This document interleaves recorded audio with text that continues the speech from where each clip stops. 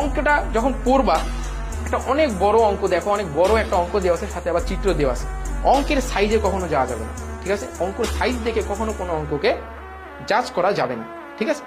দেখবা যে অনেক সময় করে কিছু কিছু অঙ্ক অনেক বড় লাগে দেখতে, কিন্তু যখন সলভ করা শুরু করি আমরা, তখন দেখা যায় যে সুন্দর স্মুথলি ওটা সলভ হয়ে যাচ্ছে, ঠিক আছে? তাহলে সবসময় চেষ্টা করতে হবে অঙ্ক পড়ে পড়ে বুঝে, সেই অঙ্ককে অ্যানালাইজ করে, সেই অঙ্ককে ভেঙে ভেঙে বুঝে সেটার অ্যান্সার করা। অ্যান্সারের দিকে যাওয়া যাবে না, যেহেতু প্রবলেম দেওয়া আছে, অ্যান্সার কিছু না কিছু একটা আসবে কখনো। মানে অঙ্ক তোমাকে এই জন্য দেওয়া হয় না যে তুমি এটার অ্যান্সার মিলাও, ঠিক আছে? অঙ্ক তোমাকে এই জন্য বোর্ডে দেওয়া হয় যে তুমি অঙ্কটা পড়ে তোমার অ্যাপ্রোচটা কেমন হচ্ছে, ঠিক আছে? তাহলে অঙ্কের সাইজ দেখে কখনো অঙ্ককে মেজার করা যাবে না, ঠিক আছে? বড় অঙ্ক, যত বড় অঙ্ক হোক, তুমি অঙ্কটাকে বুঝবা, অঙ্কটাকে ভাঙবা, অঙ্ক কি বলতে চাচ্ছে সেই অঙ্কে বুঝে তারপরে তুমি যেই ফান্ডামেন্টাল জানো, তুমি তোমার যেই বেসিক জানো, সেই বেসিক রিলেটেড যদি যে প্রবলেম, এই প্রবলেমের রিলেটেড তুমি যেই বেসিক জানো, সেই